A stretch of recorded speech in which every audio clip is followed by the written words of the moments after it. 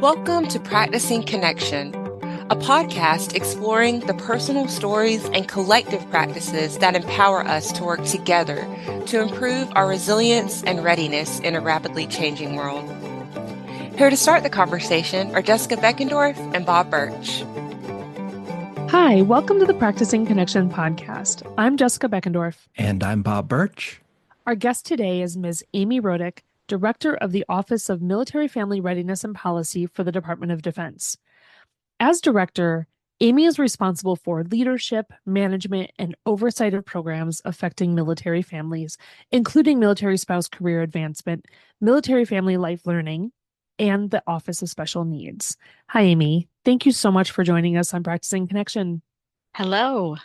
So what has the Office of Military Family Readiness and Policy been working on since we last talked in the spring? Well, I'm not even sure really kind of where to start. There's really been a lot across our debutate, which is military, community, and family policy. But probably the most recent and probably the most impactful is the new publication of the Secretary of Defense's Taking Care of People memo, which came out 13 September of this year. And of course, it goes across those various areas, such as enhancing economic security, making moves easier, supporting military spouse careers, which is in my portfolio, quality housing and facilities, strengthening family support, and improving the overall quality of life. So really excited to be a part of that. And the team has done a lot to try to advance military spouse career and education opportunities through the My Career Advancement Account scholarship. So that's kind of how we fit into that memo. What are you most looking forward to as an outcome from that? That's a great question. I mean, I would love to hear the testimonials from family members and service members that this policy, which kind of has those different spokes, has impacted, because I really do feel like the department is putting in a lot of effort to try to enhance the quality of life of service members and their families.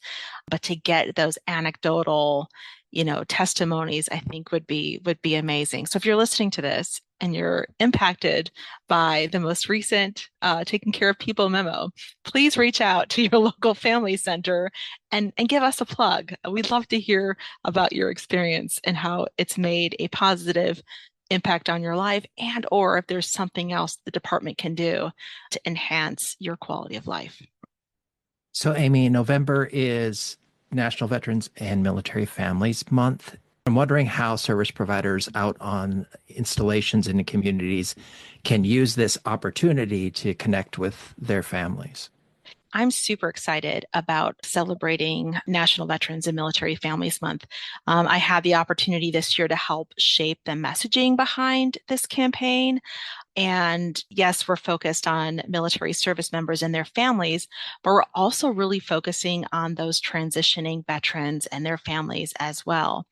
This campaign is not only marketed to them, but also to those community-based service providers, commanders, leaders who can help us direct military family members and service members to these resources.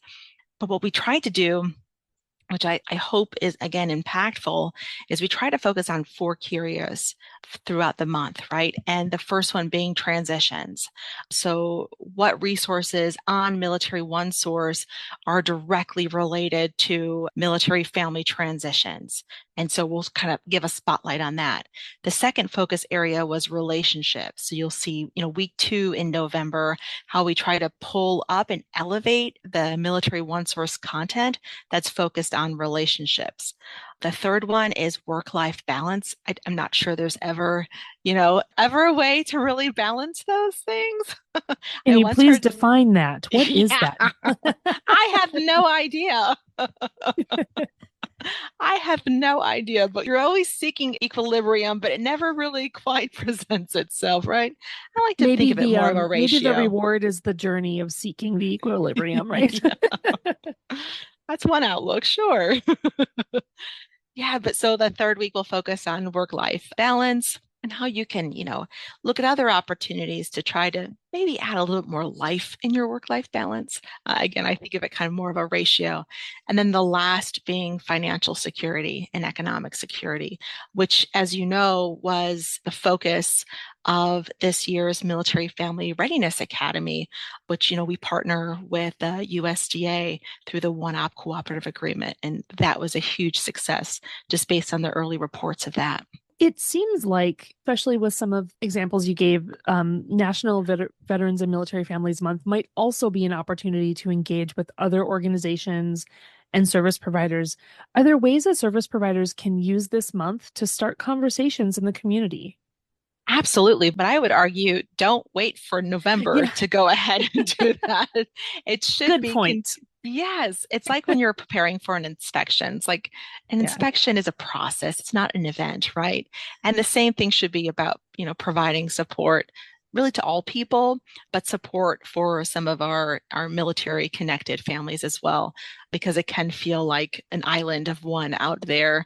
But knowing that the community does support you pays huge dividends in the prevention space and just kind of supporting those military families and service members in your community. So I say, why wait? Like, you don't have to wait. Get out there, think of ways that you can connect to military connected people. Building strong relationships and partnerships doesn't always just make sense half the time because of efficiency, but it's necessary. And we really do look to our local communities to provide that social support around our service members and families. It reminds me of, there's a couple of different layers or levels that you might be connecting. One of them might be out in the community as part of a coalition where you're working together with others to talk about things like, a local housing crisis, which affects military families from our point of view. And from the rest of the coalition members' points of view, it might be just sort of an overall housing crisis. So having those relationships maybe before the military families that you're working with need them, connecting on the one level, like maybe part of a coalition, but also, of course, connecting out in the community with the families themselves. So it just makes me think of those different layers. Yeah, and I think the last time we sort of talked about the formal and informal networks. And so, coalitions are one way to really formalize those networks. But I feel like sometimes the less formal and those informal connections sometimes have bigger payoffs than one might believe. Oh, definitely. Yeah. Well, we have been coming across stories like that, both formal and informal as we've done our work on the podcast and with OneOp's Power Up magazine. And it's kind of like seeing the Military Family Readiness System like really in action. We talked with Monica Bassett, who is a military spouse of the year who started her own food pantry on Fort Leavenworth, and talked with folks at Malmstrom Air Force Base, Lisa Sapp, shout out to Lisa and James, who talked with us about what they're doing to partner for early education in Great Falls, Montana. Those are just a couple of examples. There's a lot of others. How do you feel about what's happening on the ground to strengthen the military family readiness system and build those relationships that we're talking about to support military families? That's a great question. I feel optimistic. I feel enthusiastic. And I feel grateful. I feel grateful that communities are willing to extend themselves to our military connected families and really try to be that family away from family for when they need it. You see this a lot of times in our Oconus locations. You see very strong communities in some of our remote and isolated locations as well. But yeah, I'm enthusiastic, proud, but I think most of all grateful, to be honest. And although we have great examples, it's again one of those things like, man, we'd really like to hear from communities about those success stories. So please keep doing the great work that you're doing to try to get those stories, highlight those, and let people know, hey, here's some ways that even something, small can grow into something bigger. It's that snowball effect, right? It will roll downhill. It will get speed. It will get traction. It will get support. And from the department's perspective, we would like to recognize those communities who are supportive of the military family readiness system. And also in November, by chance and some by planning. We're planning to host a Health of the Military Family Readiness Center roundtable with the service leads and the Manpower and Reserve Affair leads. And we hope to engage in those discussions about how can we create stronger communities. And although it would be centered around the family support centers themselves, it will lend itself externally outside those installation-based centers. I'm really excited about those conversations that we're going to have. We talked about people just telling their stories, and there's obviously a lot that happens on social media. What role does service providers play in kind of making sure that at the level in the Pentagon that you're aware and, and the DASDs and the secretary are aware of sort of these great things that are happening and also, things that might be challenges? Yeah, I think that's something that we have to figure out, right? We have to develop the communication path for those great news stories to get up here, because oftentimes they are highlighted at the local level, maybe even regionally they're recognized, but they stay within that region or in that state. So, we have our defense state liaison officers who represent multiple states within certain regions. It'd be helpful if we can get good news stories brought up through those channels. But we owe that to our community-based stakeholders, a path for those good news stories to get from the local level through the regional up to the Department of Defense, that we can spotlight those. So I'll take that as a do out. I love that. I didn't mean to assign you anything. That is, I guess, my call to action for myself. No, I really love that. I've attended a couple of my state's ISFAC meetings. Ooh, okay. And I have found those and the stories that are shared during those to be really impactful as well. So, hey, if I hear of anything too, I'll let you know from, Please. It would only be from one state, but that's okay. But you know what? Once other states hear about what others are doing, it's amazing how good news stories can spread like wildfire. And it's a good wildfire, right? It's exciting. It's movement. It's encouraging. Yeah. And I would say anyone listening to this podcast, you can also email us at practicingconnection@oneop.org, and we would be happy to pass that information on to Amy as well. And I'd be remiss if I didn't mention the Practicing Connections LinkedIn group, right? So that's another opportunity where if you can paste your good news story, we will pull it, we will package it, and we will spotlight that for you. So I'm going to try to create a path as on the fly right now, but I think that that's one possible pathway for folks not only to get linked into that, but to also share those stories. So there's purpose and intent behind joining. Amy, I think that it's helpful to keep hearing about some of the changes that are happening sort of at the department level, because a lot has happened around taking care of our people. And maybe not everybody is aware. So you did mention some of the stuff with spouse employment, but is there anything else that sort of comes top of mind as like, this is something that is new, whether it's policy or program or service, that you really want service providers to be aware of?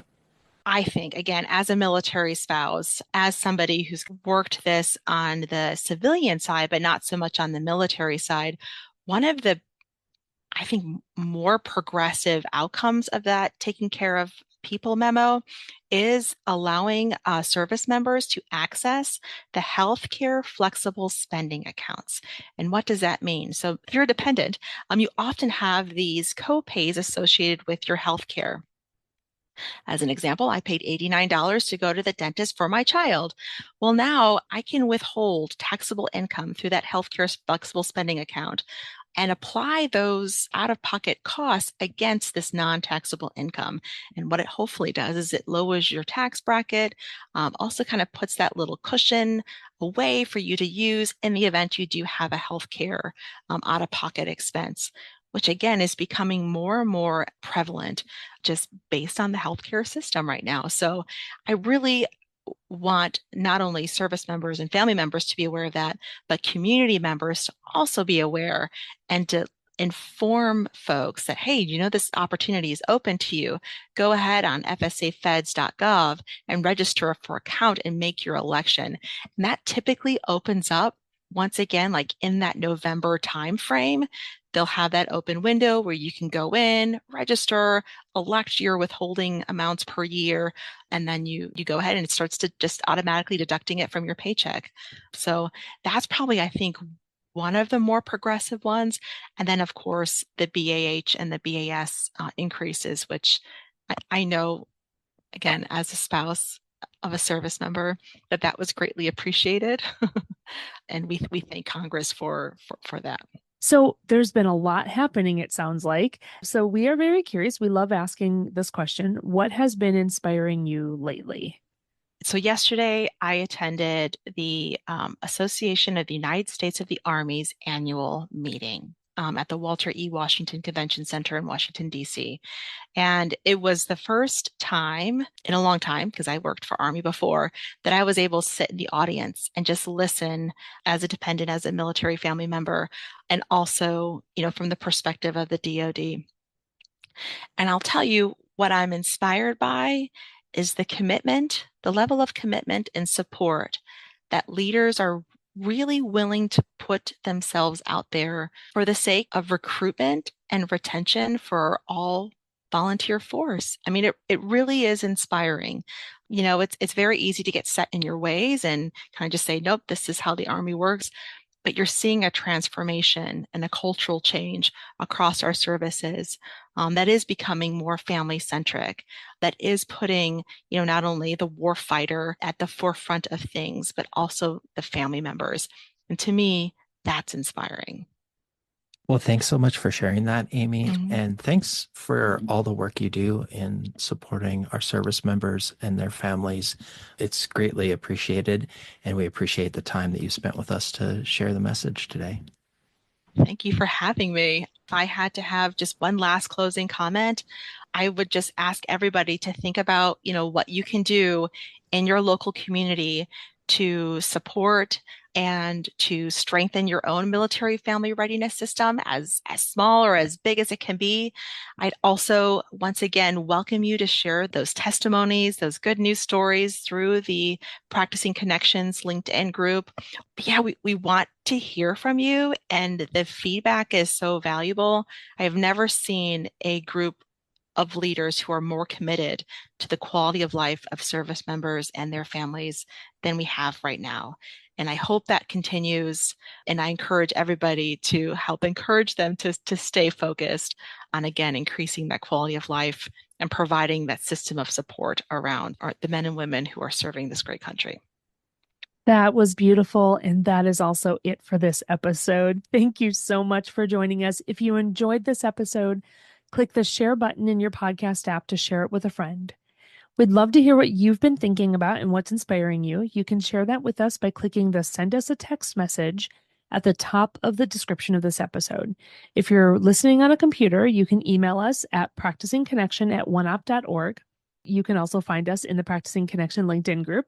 We can't wait to hear from you. We'd like to thank our co-producer, Coral Owen, our announcer, Kaylin Goebel, Maggie Lucas, and Joyce Vaughn for their help with marketing, and Nathan Grimm, who composed and performed all the music you hear on the podcast. We hope you'll listen again soon. Until then, keep practicing.